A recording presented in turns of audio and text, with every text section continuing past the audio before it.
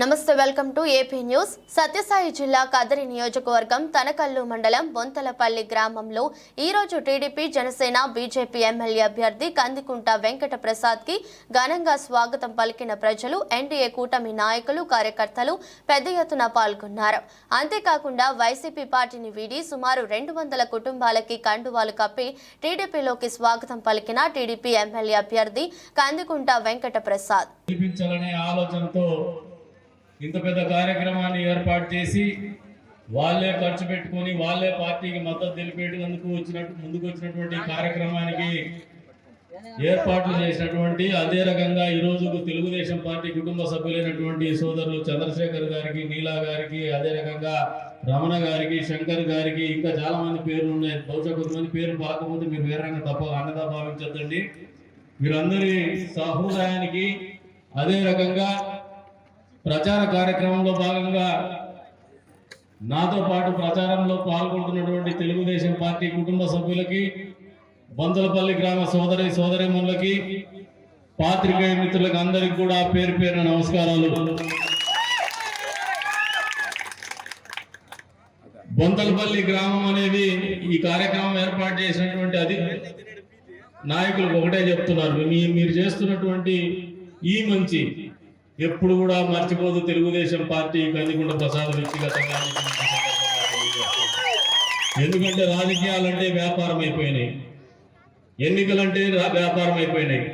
నాయకుడు అంటే జోకర్ అయిపోయినాడు. ఎన్నికల సమయంలో వస్తాడు, జేబుల్లో చేతులు పెడతారు, లేదు 4 అబద్ధాలు చెప్తారు, 4 రూపాయలు డబ్బులు తీసుకుపోదాము, మోసం చేద్దామనే ఆలోచనతో పనిచేసేటువంటి ఈ రోజుల్లో కూడా ఒక నయా పైసా ఆశించకుండా 4 రూపాయలు ఖర్చు పెట్టి మరీ మద్దతు తెలిపి ఒక బాధ్యతగా ఒక మంచి నాయకుడిని ఎన్నుకోవాలా, మంచి పార్టీకి మద్దతు తెలపాలని చెప్పినటువంటి మీ ఆలోచనకి నిజంగా హృదయపూర్వకంగా అభినందనలు తెలుపుతారు.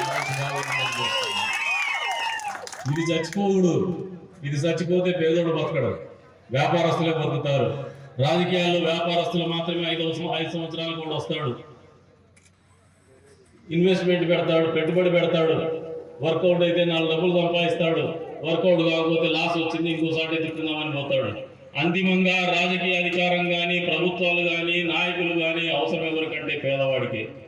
రాజకీయ నాయకులు కాకుండా నాయకులు ఉన్నంత వరకే పేదవాళ్ళకు మంచి జరుగుతుంది. కానీ వ్యాపారస్తులు రాజకీయాల్లోకి వచ్చి వ్యాపార దృక్పథంతో రాజకీయాలు నిర్వహిస్తే మాత్రము పేదవర్గం అనేది అంతరించిపోతుంది, అడుగంటిపోతుంది, బానిస బతుకులకు బలైపోతుంది అనేది వాస్తవాన్ని అందరూ కూడా గ్రహించుకోవాలని చెప్పేసి కూడా ఈ సందర్భంగా మీకు అందరికీ కూడా విన్నవిస్తూ ఉంటాను. ఈ రోజున బొంతలపల్లి గ్రామానికి చూస్తే ఇది 5వ ఎన్నిక నేను నిర్వహించుకోవడము. బొంతలపల్లి గ్రామంలో 4వ ఎన్నిక. ఏ రోజు కూడా బొంతలపల్లి గ్రామంలో నేను ఎప్పుడు కూడా మా నాయకులు వస్తే నిందిస్తానే ఉంటా, తప్పు పడతానే ఉంటా. మీ గ్రామానికి నేను మనస్ఫూర్తిగా ఎప్పుడు కూడా సపోర్ట్ చేస్తానే వచ్చినాను, కానీ నాకు మీరు మద్దతు తెలిపినటువంటి దాఖలాలు లేవు ఏ ఎన్నికల్లో అని చెప్పేసి నిందిస్తానే ఉంటా. నాకు ఈ రోజున ఆ బాధ కానీ, ఆ బరువు కానీ మనస్ఫూర్తిగా మీరు అందరు కలిసి దింపేసినారని నేను బలంగా నమ్ముతా ఉన్నా. ఎందుకంటే మీలో ఉన్నటువంటి ఆ కసి, పట్టుదల, ఆ సంకల్పం ఎటువంటి పరిస్థితుల్లో అయినా కూడా బొంతలపల్లి గ్రామంలో ఖచ్చితంగా మెజార్టీ సాధించాలా Telugu Desam party, BJP, Janasena party ఉమ్మడి అభ్యర్థికి అని చెప్పేసి ఆలోచన అనేది ఖచ్చితంగా ఫలితాలు ఇవ్వబోతోందని చెప్పేసి కూడా ఈ సందర్భంగా మీకు అందరికీ కూడా తెలియజేస్తున్నాను. కాకపోతే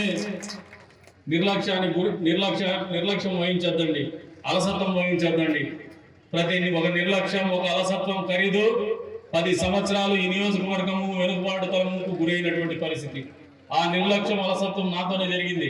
ఆ రోజుల్లో మనం ఆ ఎన్నిక గెలిచింటే నా వ్యక్తిగతంగా నా నాయకత్వానికి కావచ్చు, లేదంటే ఈ నియోజకవర్గ అభివృద్ధికి కావచ్చు, వేరే రకమైనటువంటి పరిస్థితులు దారితీసేటువంటి పరిస్థితుల్లో మనం ఒక తప్పిదం చేసినాము. ఆ తప్పిదాన్ని సరిదిద్దుకోవాలనే ఒక తపనతోనే నిరంతరం ఎన్నికల్లో పోటీ చేయాలా, ప్రజల్లో బతకల్లా, ప్రజలు నమ్మినారని చెప్పేసి ఆలోచనతోనే ముందుకు పోతున్నాం. మన దగ్గర ఏదో సుఖశాంతుల కోసమో, డబ్బు సంపాదన కోసమో కాదని కూడా మీరందరికీ కూడా ఈ సందర్భంగా తెలియజేస్తాము. మీరు ఒకసారి గమనిస్తే ఒకవైపున 20 సంవత్సరాల పాటు నిరంతరం కూడా మీతోనే బతుకుతూ మా జీవితంలో వేరే దాపరికం లేనటువంటి జీవితాన్ని గడుపుతూ మీ ముందుకున్నటువంటి నాయకత్వం తెలుగుదేశం, బీజేపీ, జనసేన తరఫు ఉంటే